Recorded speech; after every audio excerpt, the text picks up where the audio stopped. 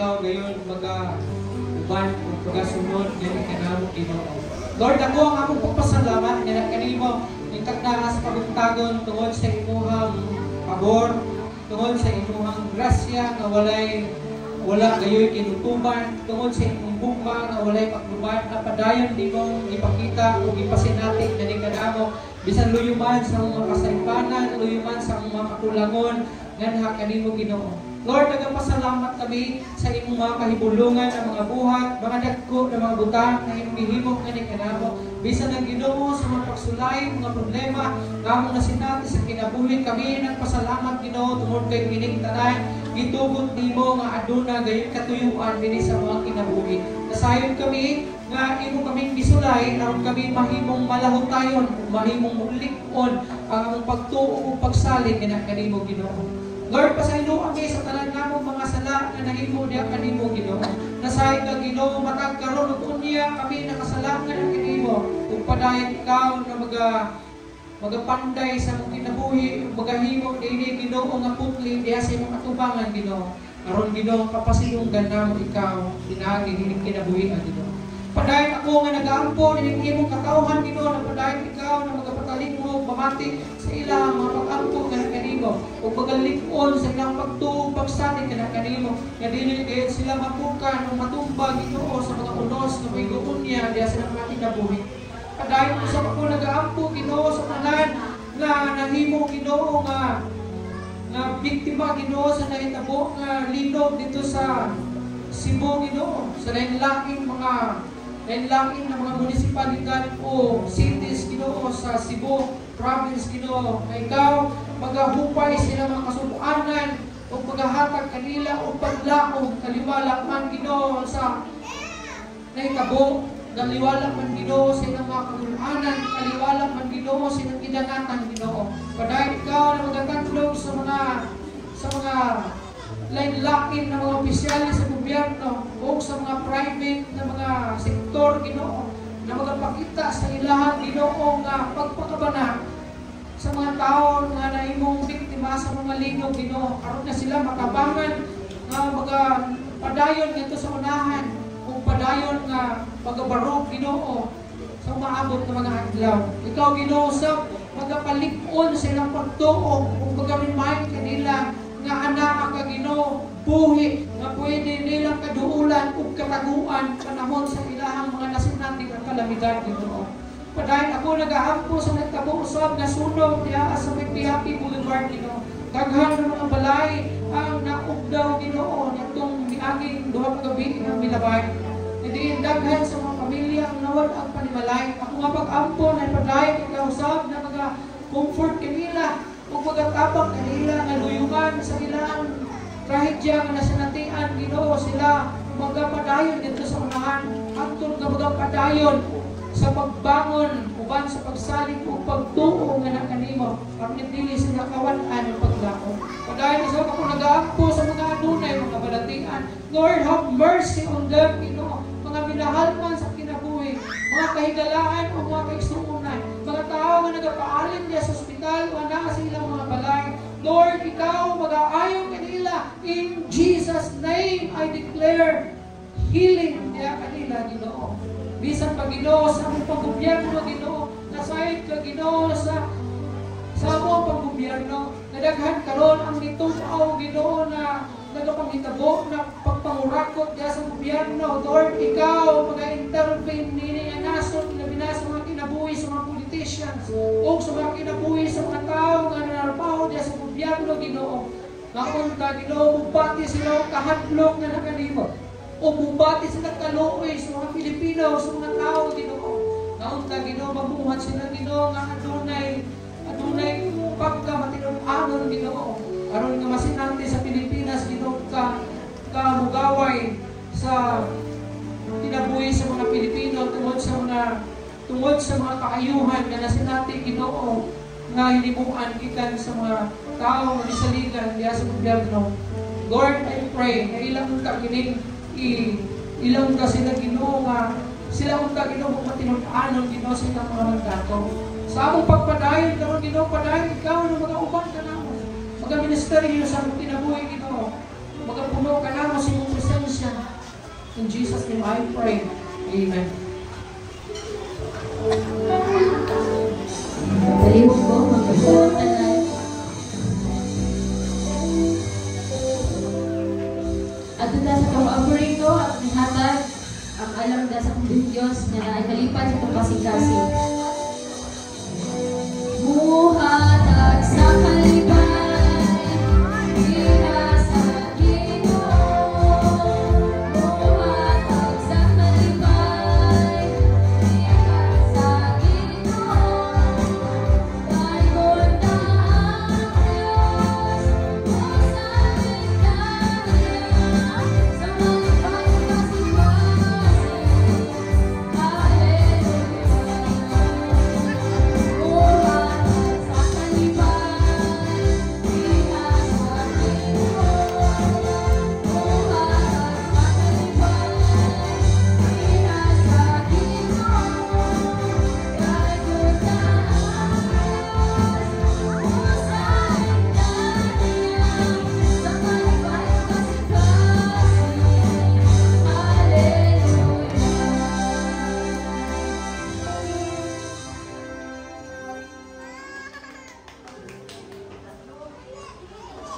Ginoo, nagpasalamat kami. Ini sa dapitin lang sa mga tauhan. Napadayon ikaw, Ginoo, na iya, mga tudlok na namo, kung saan sa pagdumalak, kung saan sa paggamit ni nga kwarta, Ginoo, karon nga kapasidunggan namo ikaw, Ginoo. Padayon, usap ko nagahangyo na kanimo, na ikaw, Ginoo, magpakita sa imong pabor, na imong mga katauhan, nagis pagpanalangin sa ilang Ginoo mga kinabuhi, pagpanalangin niya sa ilang mga papanarbaho, pinahagis pag-amping sa mga kinabuhi, sa ilang mga pagbiyahe, Ginoo, o maghahatag kay nila o promosyon, Ginoo. Ingon man sa tanan na adunay negosyo, pagamay o manapong imong panalanginan, na sila Ginoo magpalampuson, Ginoo. Ug ang tanan nga naghago, tanan nga nanginabuhi, ikaw, Ginoo, na panalangin kanila na ang ilang mga pagbago, dili may mahimong kawa. O ang ginasali, pinatugyan kanila ang tanay, in Jesus' name I pray. Amen. Maayong bukas tanay? Salamat kayo sa Ginoo, nagtagdaka sa kabuntagon na kita makadumog na usab sa iyahang pulong. Sama sa mong kanunay nga ginaingon, nabulahan kay Igsuon, kay ikaw, adunay kay gayunan na makadungog sa pulong sa Ginoo. Ilabi na karong panahon na, kung kay dili tanan, aduna gayoy kay gayunan makadungog sa pulong sa Ginoo. Tungod kay nagdepende kini sa ilahang mga priorities sa ilahang kinabuhi. Adunay mga tao nga wala gyoy panahon para sa Ginoo. Tungod tingali kay wala gyud pud sila ay tinguha ng mangandoy sa Ginoo diya sa ilang mga kinabuhi. Aduna po uban na tungod sa mga sirkunstansya, na diin, tungod sa pagpanarbaho, tungod po siguro ang uban kay madala pa sa luling hayaw diya sa gawas, tinagi sa paglipay-lipay, uban sa tingali family, barkada, para mag-enjoy nila. Pero bulahan kay Igsoon, kay anina ka, makadungog sa pulong sa Ginoo. Nga diin mao gayoy labing importante nga bahin sa ato ang kinabuhi nga makadungog kita sa pulong sa Ginoo. Kay labihan na gayud ka dautan ang panahon karon. Kung maminaw ka sa mga balita, grabe ang mga panghitabo. Grabe yun ang mga panghitabo. According pa sa katong mga nadungog dako na mga nakasinati sa mga ligdol o linog, ingon pa nila, according sa ilaha, nga murabag end of the world na. Sabagay, di man sa makaingon nga di pa siguro. Pero kung ikaw po siguro naa sa mga sitwasyon, makaingon po siguro ka nga murag end of the world na maging siguro karon kay grabe na maging pag-uyog karon. Pero kay balamo diya sa Bible, sometimes tubutan siya sa Ginoo. Nga kita makasinati kung mga lain-lain na mga kalamidad. In fact, ang gingon yun sa Bible, doon na yung mga gubat. And mali ang mga reason nga, ang reason nga nung naay mga panahon, daghan na mga panahon, higayon, na tubutan sa Ginoo nga ang iyahang piniling katawhan, which is ang chosen people, ang Israel, yang tubutan na mahimo ning ulipon sa Babylonia, na karon mao kanang Iran. O sa sa Syria sa unang panahon o sa uban pa ng mga kanasuran tungod kay para ma-realize nila na there is God. Para mahinumdum sila nga adunay Dios. Natugutan sila kay lagi siguro nahikalibot sila nga adunay Dios. Wala usahay kini mga pagsulay sa atong kinabuhi kung atuning tan-awon diya sa espirituhanong bahin ug timbang-timbangon nato. Kung tinuod ka nga Kristohanon masabtan nimo na tingali basin na ay something wrong na unta ma-realize nimo diya sa imong kinabuhi. Now, dili kita magalangan. Diretso sa pagbasa sa pulong sa Ginoo, ang pulong sa Ginoo makita sa libro sa Salmo kapitulo 27 bersikulo 14. Salmo kapitulo 27 bersikulo 14. Ang pulong sa Ginoo nag-ingon, kung ang iyang mga anak mudaghan kana alang sa espada o walay ingon nga makapang. Psalms 27 verse 14. Pagbulat sa Ginoo, pagbalikon o padasita ang imong kapikasin. Oo, paghulat sa Ginoo. Psalm 62, 5-6, atong basahon. Salmo 62, versikulo 5 nga tula sa 6, ang pulong sa Ginoo nag-ingon, kay sa Dios lamang maghulat sa hilom ang akong kalag, kay gikan kaniya ang akong paglaom. Siya lamang maong akong bato ug ang akong kaluwasan. Ang Dios magapanalangin sa iyang pulong, mag-aampo kita. Ginoong Dios, salamat sa imong pulong na nabasa. Panalangin ay kini Ginoo masabtan namo kini ug tuguti ang imong pulong trabaho gayon sa akong kinabuhi, labi na sa kinauyukang bahin sa akong kasing-kasing Ginoo. Yatag usab gani kanakong langit ko nakaalam para makahimo ako Ginoo sa pag tipik-tipik nining imong mga pulong. Ang ginasal nila tugyan kanimo tanan, in Jesus name I pray. Amen. Adunay usa ka istorya. Sa usa ka baryo, adunay usa ka mag-uuma. Mag-uuma. Farmer na nagatanom o kawayan. Kada adlaw kining mao nga mag-uuma gatanom siya sa liso sa mao nga kawayan. Ya kining bisbisan matag adlaw, matag sayo sa kabuntagon o kanunay niya kining atimanon. Milabay ang usa ka tuig, wala gihapon niturok o mitubo ang mao nga kawayan nga iyang gitanom. Tungod niya ang iyang mga silingan nagsugod sa pagtamay, pagbiyay o pagkatawa kaniya tungod kay wala lagi say na walay nahimong maayong nga resulta sa iyang gihibok nga pagpananom sa kawayan. Ingon pa nini mga tawhana, sayang ang imong panahon nga gigahin sa pagtanom sa usa ka kawayan o sa kawayan nga wala man di ay moturok. Apan ang mao nga mag-uuma, nagpadayon lang siya sa pagtanom nga hilom. Wala siya nagreklamo, wala siya muundang sa pagtanom. Kada adlaw iya kining gihimo ang pagtanom ug pagpatiman sa mao nga liso nga iyang gitanom. Milabay ang pila ka mga tuig. Sa ika-5 tuig, kalit lang nga miturok ang mao nga kawayan.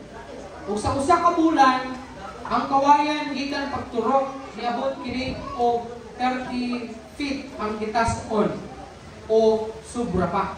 O nahimulong niini ang tanan. Apan mingon ang mag-uuma ngadto sa mga tao nga nagtamay niya kaniadto. Ang 5 ka tuig nga walay nakita, mao ang panahon nga nagpalig-on sa gamot niini. Kay kung wala tong 5 ka tuig, dili ini makatindog o makasugakod sa hangin. So in other words, kitang tanan o kining pagpaabot nato adunay mga purpose kung nganong kinahanglan nga magpaabot. Ang pulong sa Ginoo nga ako ang pagkaistutan kaknaas kabungkagon, waiting in silence when God seems silence. Now, in waiting, diya sa paghulat, that's the time that we grow in faith, perseverance, and character. Ha? So, dili sayang ang magpaabot. Kaya diha sa pagpaabot, kita mutubo ang atong pagtuo, mahimong kitang malahutayon, o mahimong matabangan ang atong kinaiya o maligya diya sa report. Ha? And in character, panaugan na sila sa ubos, kaya na teacher nasa ubos. Now, God's silence doesn't indicate His absence. Dili pa sabot nga nagpakahilom ang Ginoo nga wala na siya or wala na ka, dili na nimo siya maabot o ma-reach out or dili na madungog ang imuhang mga pag-ampo. But ang pagpakahilom sa Ginoo usa ka invitation na kita makapahulay diha sa iyahang presensya. Now, when God seems silent, first, know that God is still listening. Kung ang Diyos gani daw nagpakahilom, ibalui nga ang Diyos nagapamati gihapon. Bisan wala siya nagatingo, bisan na silent ang Ginoo, nagapamati na siya. Mao na ato ang timan-an. When God seems silent, it doesn't automatically mean that He didn't answer your prayer. Mayroon ka nga, hilo man ang Ginoo, wala man, di mo siguro ihatay sa Ginoo, ayaw, pag-una-hunaan na. Ha? Idilipot pasabot, nagpakahilo ang Ginoo, dili niya tubagon ang imong pag-ampo. Nagpasabot lang, nga hilom ang Ginoo, nagpasabot lang nga dili dayon niya ihatag ang imong gipangayo diha kaniya. Siguro dili kanato karon adunay mga gi-pray sa Ginoo. Tama ba ko? Ha? Basin na kay gi-pray sa Ginoo. O tingali taas-taas na nga panahon nga nagpaabot ka. Igsuon nadungog na sa Ginoo. Nadungog na sa Ginoo. So don't misinterpret God's silence as rejection. Ayaw i-misinterpret na nagpakahilom ang Ginoo, dili na kanya tubagon sa imong mga pag-ampo. Ang pagpakahilom sa Ginoo, dili pud pasabot na wala kaniya na dungog. It means that He is ready to give you the miracle you ask. While nagapakahilom ang Ginoo, andam ang Ginoo nga maghimo og milagro diha sa imong gipangayo nga kanya. In 1 John 5:14 nagingon, and we are confident that He hears us whenever we ask for anything that pleases Him. Makasalig kita na nadungog niya ang bisan unsa nato nga gipangayo kaniya kung ang atong gipangayo nakapahimuot nga naha kaniya.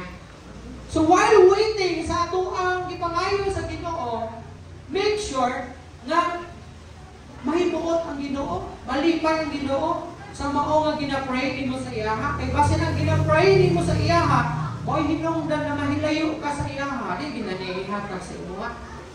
Base nang hinungdan, base nang imo gipangayo sa iyaha, mo'y hinungdan na ikaw mutalikod nga na kaniya, di ginanihatag sa imuha. So samtang napaabot ka, gusto sa Ginoo nga may pandayon siya diha sa imong kinabuhi. Moto gingon ako ganina ang imong para mahimo kang buligon sa imong faith, para mahimo kang balahutayon, o para matabangan ka sa imong karakter nimo. Kaysa sa itong mga kinaiya, di na nakapaabot. Ha? Di ta kahulat. Ug mabasin mo na ang gusto nga trabahoon sa Ginoo sa ato. Kaya kasagaran nato gusto ka gadali, gusto nato shortcut ang tanan. So mo na nga gusto na trabahoon sa Ginoo gani kanato. But sigurado nga ihatag sa Ginoo na kanimo ang imong gipangayo basta kay makapahimuot nga na kaniya. And Jeremiah 33:3 nag-ingon, "Call to me, and I will answer you, and tell you great and unsearchable things you do not know." Even si Prophet Jeremiah nag-ingon siya nga, nag-ingon ang Ginoo nga, "Call unto me, I will answer you." And I will answer you. Wala man ingon ang Ginoo nga dili kaniya tupabon. Siguro na-delay lang siya tungod atong mga hinungdan na kinahanglan aduna pa'y pandayon diya sa imong kinabuhi. Wala kayong gihatag diya sa imuha. Ikaduha, when God seems silent, know that silence can be intimate. Hibalui na ang kahilom mahimong makapasuod sa Ginoo. Hibalui na kung na ang pagpakahilom sa Ginoo diya sa imong pag-ampo, mao kini ang mahimong hinungdan na ikaw mahimong mahisuod diya sa Ginoo. Kaya naman, kung sincere ka sa imong gipangayo sa Ginoo, mas pahugdan pagyud nimo imong faith sa Ginoo, mas palig-unon pagyud nimo na. Kaya kung dili ka sincero sa imong gina-pray sa Ginoo, maingon dayon ka nga, pero di man tubagon sa Ginoo, pero di man nihatag sa kuha. Di na sa siguro ko. Unda kas pag-ampo, and then the same time, unda po kas pag-alagad sa Ginoo. So, nagpasabot na dili ka sincero sa imong ipangayo sa Ginoo. Mura kag namisita ba sa imong asawa karon? Ha? Na abot ba? Napa dili ay gisubok dayon sa mga bana? Diba, sa unang panahon, ang mga, gusto mo na dyan, wala ka niyong panto sa Dexter? Masay ko na eh, kidhap na siguro ba? Nisugot ako siguro. Ha? Ha? Sa unang panahon niya sa Bible, isa ganito, na nagpaabot siya si Jake, si Isaac, ito, no? Oo nga, na, ang iyang nagustuhan, si Rachel.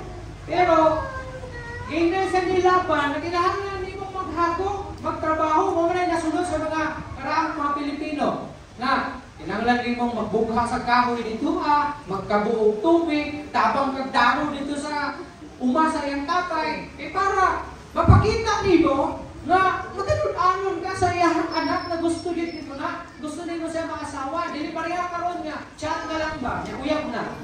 Ha? Sa una dili ingon niya na, Kato si Jacob na nakagusto kay Rachel, ganyan sa nilaban na kinahanglan ni mo magtrabaho sulod sa 7 katuig. So si Jacob, ato sa dito sa kailaban, nagtrabaho sa dito, nagtabag buga kahoy, tabag tugway sa mga karnero nilaban, o unya labot ang 7 katuig. Unya, pag adlaw na karon nakuhaon niya ang kamot ni Rachel. Gitikasan man siyang laban, ulinan siyang laban na, oops, na si Leah, magulang ni Rachel, ang ihatag ni Laban. Nato kay Jacob, ino ni Jacob, imo kong gibinuangan, imo kong giilad, nganong imo man kong gihatag, nganong si Leah man at imo gihatag sa mga si Rachel man ang akong gitrabahuan. Kaya, napulumusik ko ba ni Laban? Ingon ni Laban, Jacob, ang tradisyon dili pwede magminyo ang manghon hangtod na dili maminyo ang makulang. So, ingon niya, kung interesado gyapon ka kay Rachel, magtrabaho na pugkat another 7 katuig. O di nagtrabaho siya 7 katuig. Masyado man sang Rachel. So, pero naasawa na niya si Leah. Pero ang iyang inigugma si Rachel. O di, naduha ng asawa si Leah o si Rachel, nato panahon na. Pero nagtrabaho siya 14 katuig. 7 katuig kay Leah, nasa pagtuon niya na si Rachel unta. Pero tungkol kay Wakan dihatag sa iya, trabaho naman siya para kay Rachel. Para finally, mapangasawa niya si Rachel. O, di 14 katuig. Karon, kailan ako? Batong text sa una. Puyo. Nag-text ba? Hi, Puyo. Reply na yung Puyo niya. Dito na, suko na yung kunbo sa mga binore. Mga alias, alagay, magpagkauman, mag-uyag na sa chat, text. Kaya pag Pag alga ay bulay, inihay ko simplat, di pa mo tagpo dito sa tagpuanan kayo magpalit-anay ba kung guwapo, mali ko kayo, di ba? Kaya Facebook sa muna, hindi mo mahibalaan. Sa guwapo, mali ko guwapo, baka wala nga. Pag uli ka sa balay, kaya walang dayan ang ay bulay, makaway niya. Kuwan ka, kanang si taong gano'n na. Indian, Indian po din mo. Ano ba yan? Tungod kay, pag-ong panahon, wala na itong kinaraan sa una, kaya bisan sa Pilipinas, isang pagbulit sa kamot ng babae, bawal na. Kaya kung dito ka sa mga nitibo, sa mga lumay, pagbulit pa lang dito sa kamot ng babae, pakasal naman ito ba? Ano naman? Pag-ingon, pagkita sa papa, sa babae, o sa iyang mama, magigunitan na yung kamot sa iyang anak na dalaga, wala na. Pangayuwa ka, pito ka kabayo, pito ka kapaw, kasal, pakasli. Kaya kung di yung pakasal, ihawon ka. Diba? Si Gaber. Si Gaber, ano? Bisa, pagbulit lang, pakasla na ni mo. Inanak ka sagrado. Pero karon wala na, pagdali ka sa syudad, kidhat-kidhat na lang. Di na kinilap kasal. Basta kayo nagkagustuhan, sa tapuyo. Magsupol pa sa ginikanan kay di mo makabuot sa mga kay kami na hindi mo kumain. Layas balay. Pag magka-problema, balik na po sa balay. Ay may man nga, nagkikulat ako. Napirisip. Know that God, know that silence can be intimate. Kasabtan ka paabot ka sa Ginoo, may gusto na buhaton sa Ginoo sa tuwa. May gusto nga mahitabo ang Ginoo diri kanato ug mao kini mahisuod ka diha kaniya. Dalawa ang John 11:6. Ang gospel sa book of John nagsulti kanato mahitungod sa story sa higala ni Jesus Christ si Lazarus. Si Mary and Martha, when Jesus found out that Lazarus was ill, kanang masakiton. Ang nabalitaan ni Jesus Christ na si Lazarus kaya sunog-suod na higala masakiton o kamatyon na. Pero imbis na muuli dayon siya, aron muadto kay Lazarus, aron ayuhon siya. Unsa may ang gihimo? Nagpabilin siya dito sa iyahang gi-stayhan og duha ka gabi unya namatay si Lazarus. Gani pagabot ani Jesus dito sa kay Martha o ni Mary, gisugdat siya og pagulbol. Unya, Lord, kung naa pa lang kakadri buhi kun tani. Ha? Ano naman kay ipahibalongan niya sa kay para buba, adto lang kay Lazarus kay para maayo niya. Uli ang diyo ta mamatay. Pero si Jesus Christ, miadto siya paglabay sa duka adlaw nga dili nalubong na si Lazarus. Now, and before Jesus arrived, pa dali in Bethany, Lazarus died. See? Ipaipalo siya 2 days ago, and then niadto siya after 2 days, and then pag-abot niya sa Bethany, isugat siya ni Martha o ni Maria o ni Iglesia, patay na si Lazarus. Kung yan palang ka rin, abuhin punta niya siya. Pero wala niya masaktan. Wala niya masaktan na buot lang sa Ginoo na mahimong mahisuot sila sa Ginoo. Ikatwa, while waiting in silence. Now, waiting in silence, know that God is in control. Samtang gapaabot ka, hilom ka nga nagapaabot, hibalui nga kontrolado sa Dios ang tanan. God's plan is always the best. Kung magdali ka, kaya gusto ka shortcut kung maintain, posible, hindi mo masinati ang best. Sa marriage, sa kaminyong ba na siya, sa negosyo ba na siya, sa trabaho ba na siya, kung kanunay kang gusto magdali o shortcut, kanunay ang gusto niyo may tabo, posible dili mo ma-experience ang pinaka-best na gi-prepare sa Ginoo sa inyo. Ha? Ano ba yung nagmahay sa inyo ang kaminyo? Wala pa.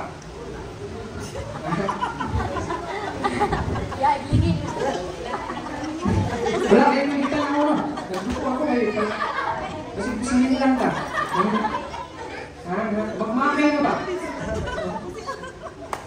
Don't forget, God's plan is always the best. So sometimes, the process is painful and hard. But don't forget that when God is silent, is doing something for you. Ha?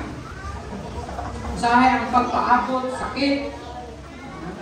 Bilang, ulitaw ka, magkain ka na kayo nagustuhan, pero kay nituo ka lagi nga magpaabot sa hustong panahon, sa gitakda, sa Ginoo nga panahon. Muna naminyo lang ng langit, hirap na lang kami, naminyo lang kung nagustuhan, wala mag-i-ako yun. Painful, usahay. Pero, nagpakahilom ang Ginoo kay prepare siya something para sa inyo. Because He is always in control. Kontrolado sa Ginoo ang tanan. He is always in control. So, we can say with confidence. So daw, aron makasulti ta uban sa pagsalig. The Lord, yung pang Hebrews 13:6, the Lord is my helper, so I will have no fear. What can mere people do to me? Iman siya. While waiting, tumingin ang Ginoo, maoy mo tabang, kung ayaw kahadlo, bisa kung sa pag-isulti sa tao. Kung sa pagpaabot, makadungog ka o dili, maayo, mga istorya, gikas sa palihog mo, ayaw na, una-una ka. Baliwala ka na. Tungod kay God is on your side. He is your helper. Ayaw kahadlo, bisa kung sa pag-inom madungog. Ang Hebrews 13:6 na kingon, to ang Mark chapter 4, verse 35 down to 40, ingon pa niya, that day, when evening came, he said to his disciples, let us go over to the other side. Leaving the crowd behind, they took him along, just as he was in the boat. There were also other boats with him. A furious squall came up, and the waves broke over the boat, so that it was nearly swamped. Jesus was in the stern, sleeping on a cushion. The disciples woke him and said to him, Teacher, don't you care if we drown? 39, he got up, rebuked the wind, and said to the waves, Quiet, be still. Then the wind died down, and it was completely calm. Now, in verse 14, he said to his disciples, Why are you so afraid? Do you still have faith? Katuning panahon nga, nilayag sila diya sa linaw sa Samaria. Kung biabot ang dako kay unos, ug bagyo, ug dagto kay mga balod, gihapak sila, na daw hapit na silang malunod, pero si Jesus natulog lang siya. Tungod sa kalisa nga malunod sila, gitukaw nila si Jesus kasi gino niya, magtutudlo, bangon! Maulunod ta, malunod ta. Kasi mga lunod ta. Ibangon si Jesus Christ, ang i-review niya ang maong nga balon, igon niya, hilom. And then hilom ang balon ni linaw, wala na'y kasamo, wala na'y balon, wala na'y hangin. Umingon siya, tubang sa siya mga apostolis, umingon siya. Anong nahadlok man mo? Pagkagamay sa inyong pagtulong. See? So, kung sa pa'y madungog nato na mga istorya, tungod lang sa imong pagpaabot, ayaw o kaluya sa imong faith diha sa Ginoo. Karong mga panahon na, gabi na sa ato, bitang musik bay ng tagamay, ginagingon sa Bible, and even sa mga karakang mga Kristohanon sa unang panahon, nahapit na bubalik. Pero samtang dadagan ang panahon, kadugay ang panahon, doon na yung mga Kristohanon na malik na lang sa kalibutan, o panipanig sa Ginoo. Wala nang panayo sa pag-alagad sa Ginoo. Ano man? Kaya wala man maabot ang Ginoo. Igsuon, kung magpadala ka sa mga balod, mamuhagit sa imuha para muhulong ka sa imong faith, nagpasabot lamang siya ng pagkagamay sa imong pagtuo. Pero kung doon na kayo dako nga pagtuo, balik man ang Ginoo, maabtan ka man, inibalik sa Ginoo, maabtan ka sa kamatayon, padayon kang mag-alagad sa Ginoo. Tungod kaya doon na kay lipon na pagtuo. And katapusan, be courageous and waiting ng God. Pag may sugon sa pagpaabot sa Ginoo, ano man, dagan ka nato talawan, di makapaabot, gaya kay mo surrender, mo hunong. When we are walking through a time of silence, the first step that we should take is is to be honest with the Lord. So now, when we are walking through a time of silence, the first step natong buhaton na mahimo kitang honest, matinud-anon diha sa Ginoo. Matinud-anon ba ka sa Ginoo? Samtang napaabot ka sa ato ang pag-ampo sa Ginoo, madali lang ta sa pag-alagad ko sa Ginoo. Dili kasi ka nag-pray sa Ginoo, nakagipangayo, nagbunog ka alagad sa Ginoo. Yamingon ka nga, teka, sa paman mo tubakon akong giampo sa imo Ginoo. Ang problema siguro wala pa ka gitubag kay wala pa mo ka nagmatinud-anon sa imong pag-alagad sa Ginoo. Base mo na gipaabot sa Ginoo. Na gusto ko dahil ka may hatag na ako yung giampo sa kuwa, pero wala ko na kay panahon sa kuwa. So tagaan atong panahon ng Ginoo maging honest ka, diya sa Ginoo mo na ato ang first step na buhaton. Let us bear our hearts before Him, even when our hearts are filled with questions and stress about what seems like the silence of God. Ato ang lig-uno ng atong kasing-kasing, bisan pag mapuno kini sa mga pangutana o kabalaka, may tungod sa pagpakahilom sa Ginoo. Inong dumi, igsoon, sa hilom ang Ginoo, nagapamati siya kanina. For God, inong pa ang Psalms 62:1 sa itong gibasa kanina, for God alone, my soul waits in silence. From Him comes my salvation. Trust in Him at all times, O people. Pour out your heart before Him. God is a refuge for us. So while waiting sa pagpakahilom sa Ginoo, isalig tanan diha sa Ginoo. I-rest, pagpahulay diha sa Ginoo. Kaya kaluwasan nagdaga sa Ginoo. So trust Him at all times. Saligi ang Ginoo sa tanang panahon. Kung itugyan ang tibuok nimong kasing-kasing, ingon nga ang Dios mooy kataguan nimo. Ingon pa si Charles Stanley, our willingness to wait reveals the value we place on what we're waiting. Makita ang value. Kung unsa gyud ka valuable, ka importante ka nang imong gipangayo sa Ginoo. Kung makapaabot ka. Kung di ka kapaabot, basit less valuable ang imong gipangayo sa Ginoo. Ang Psalms 9:10 ingon, those who know your name trust in you. For you, O Lord, do not abandon those who search you. And we know that in all things God works for the good of those who love Him, who have been called according to. O Lord, do not abandon those who search you. Dili talagi biyaan sa Ginoo igsoon. Yagi na po ang tanan sa pagtindog. Remember this. You are not alone in your waiting. Kung nagulat ka karon igsoon, wala ka nag-ilusara. Kaya daghan sa mga tao kapaabot. David waited 15 years to be king in Israel. Moses waited 40 years. Nagulat siya 40 katuig to lead the Israelites of Egypt. Nga magpagawa sila from Egypt ngadto sa yutang sakay nga gihatag kaniya. He fled Egypt and wasn't called back to lead his people until he was in his 80 years old. 40 years old siya atong panahon na mibiyag siya sa Egypt. Pero after 40 years, pagyud siya ang lugar na mipatong sa 80 katuig, ibalik siya sa Egypto. Aron kuwaon niya ang Israelites pagawa sa nason o dalahon sa yutang sakad na gihatag sa Ginoo ngadto kay. Sarah waited for 25 years for his appointed child, Isaac. And even Rebekah waited 20 years to give birth to Jacob and Esau. And even Jesus waited 30 years to begin His ministry. The public ministry of Jesus did not begin until He was 30 years old.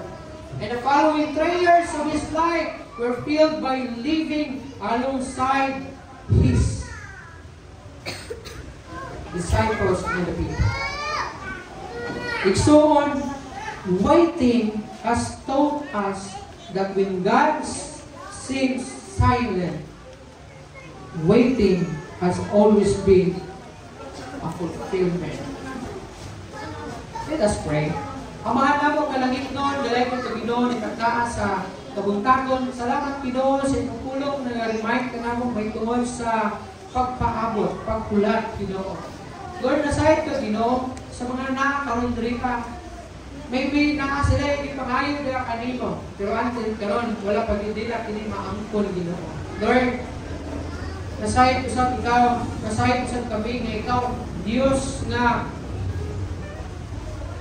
andang utubag sa mga pag-ampo o matinumanan sa mga saan. In kabalo ko Ginoo, may mga gusto kang mahitabo sa among kinabuhi before di mo ihatag among ipangayog na kanimo. And help us Lord na mag-grow mi sa among character, mag-grow mi sa among faith na kanimo. Mahimo kaming malahutayon while waiting Ginoo. Lord, I pray at hindi mo mga katauhan mas mahisuot pag yun nga kanimo while waiting Ginoo sa ilang mga ipangayon na kanimo. Huwag ginasalig, tinatugyan kanimo tanan, in Jesus' name I pray. Amen.